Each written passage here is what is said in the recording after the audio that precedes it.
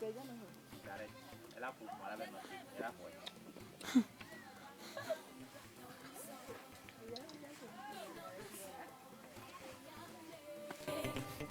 m'appelle Monsieur Alihonou Agbenigan Constantin, un artiste plasticien. Parlant de mon parcours artistique, il faut préciser quand même la genèse. J'étais maintenancier, j'ai fait de la maintenance informatique et réseaux locaux.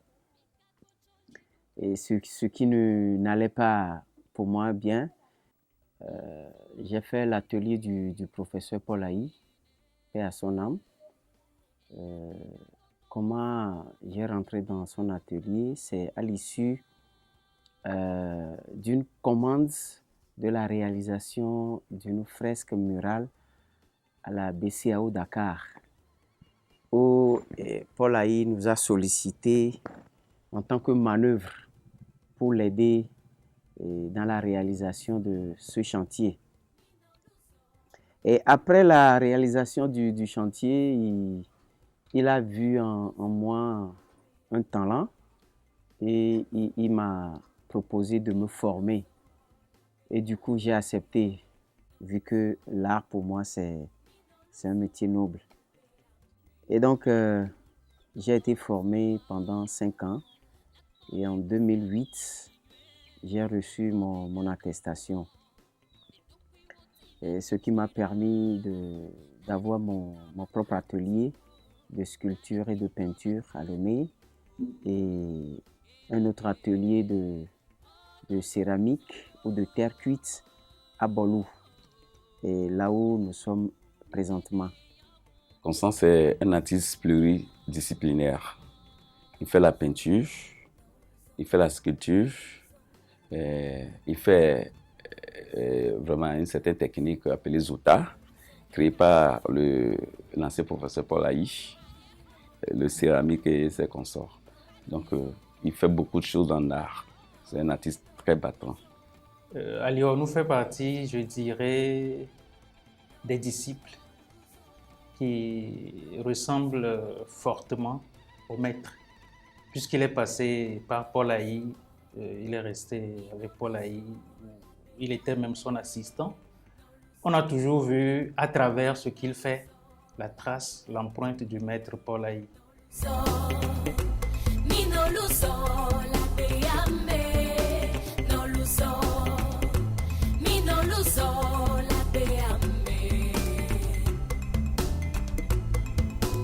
Donc, à part cette formation, j'ai participé à plusieurs expositions avec le professeur lui-même, puisqu'il a une association qui s'appelle ASTAP.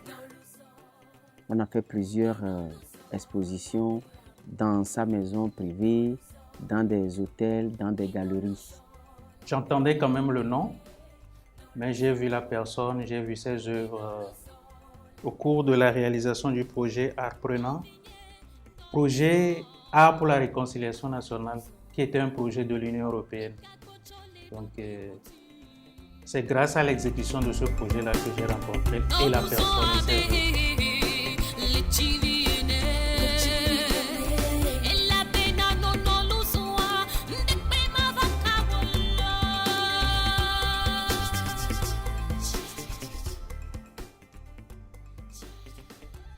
On a créé une association qui s'appelle Cercle d'art contemporain. Il faut préciser aussi que j'ai fait aussi la formation sur le management culturel, ce qui m'a ouvert les yeux de rassembler tous les plasticiens du Togo pour créer un réseau d'écoulement de nos œuvres, vu qu'il n'y a pas de marché pour les artistes plasticiens togolais. J'ai essayé de rassembler tous les plasticiens dans une fédération que j'ai initiée, qui a rassemblé plus d'une vingtaine d'associations sur le plan national. Actuellement, la fédération s'appelle Fédération nationale des associations professionnelles des arts visuels. Je suis l'actuel président et je suis aussi membre du conseil d'administration du Bitodra.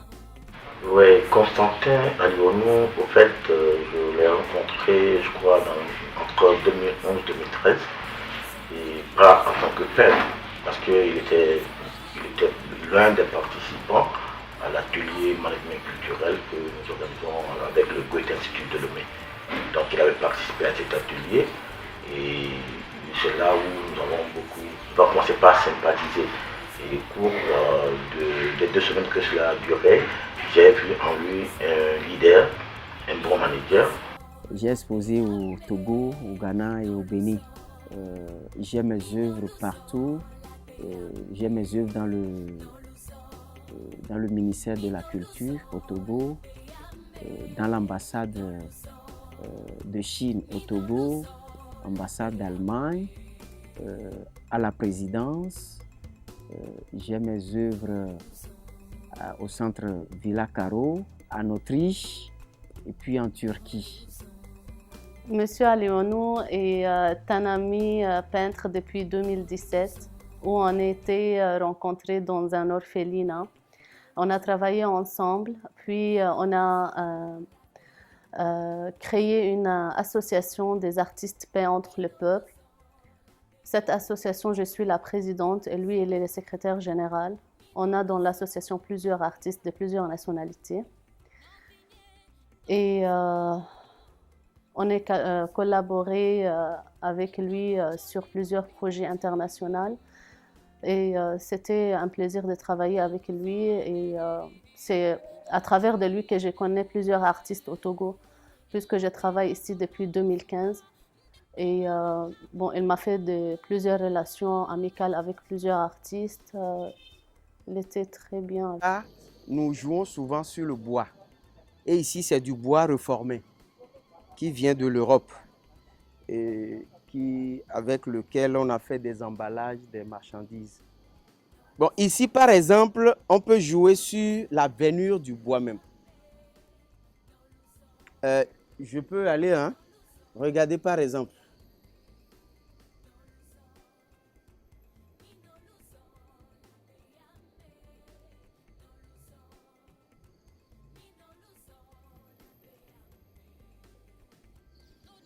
Et si je ne veux pas continuer, je veux moi-même modifier, je peux cacher ceci et faire quelque chose de ce genre.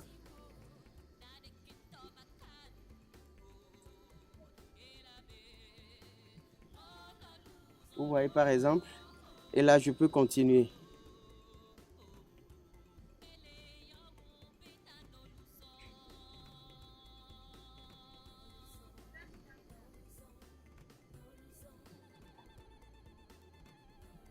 Déjà,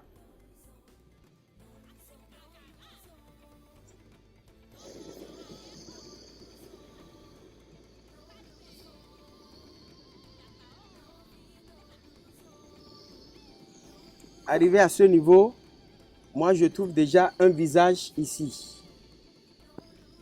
Et là, je vais le faire plus tard avec la gravure. Je vais mettre du fer dans le feu pour ressortir le visage, le profil du visage. Donc, c'est un peu ça la technique du Zota.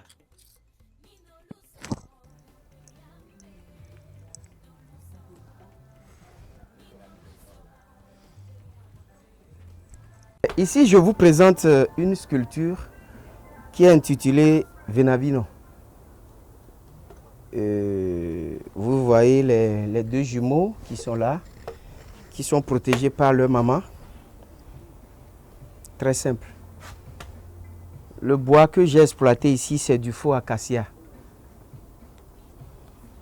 Et c'est depuis 2010 que ça a été réalisé.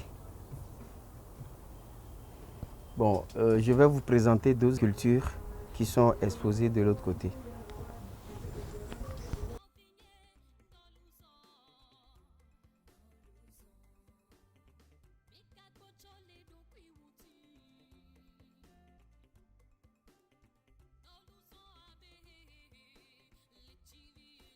Voici mon nouveau concept qui consiste à faire la sculpture sur bois ou bien à jouer sur la forme du bois et après l'habiller avec la coque du noix de palme. Et là, c'est une jeune fille. Ici, c'est un infirme. Le titre ici, c'est « Fier de son infirmité ». Donc, c'est ça. Ici, je l'ai intitulé « La force » ou bien « l'énergie ». Bon, j'ai essayé aussi de faire quelques tableaux avec toujours les coques de noix de palme. C'est les deux tableaux que vous voyez de l'autre côté.